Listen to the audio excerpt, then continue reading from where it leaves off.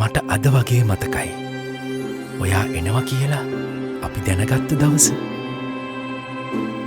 ඒ දවස වෙනකම් අපි හිටියේ පුදුම නොයසිල්ලකින්. එයා හැමදේ ගැනම පරිස්සම් වුණා. ඔයා වෙනුවෙන් හරිම ලස්සනට හැමදේම සූදානම් කළා.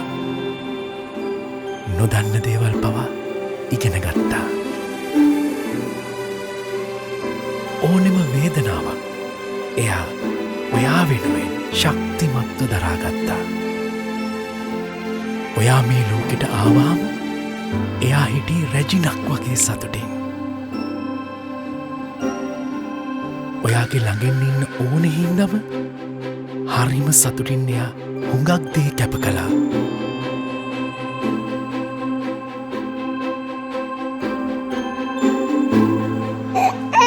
ඔයා අඬද්දි කොහේ හිටියත් මොන වැඩක හිටියත් මටත් කලින් එයා ඔයා ළඟට දුවන් ආවා.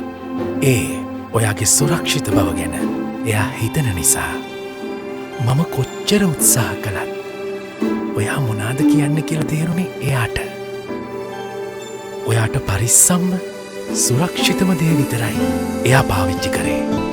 ඔයාව පරිස්සමට නාවලා සුවපාසු ඇඳුමක් ඇඳුවාම ඔයා හරිම සනීපෙට සුරක්ෂිතව එයාගේ උණුහුමේ නිදියනවා. මේ ලෝකේ එයාට තියෙන වටිනාම වස්තුව ඔයා තමයි එයාගේ හැමදේම. එයා තමයි ඔයාගේ අම්මා. මම්මා.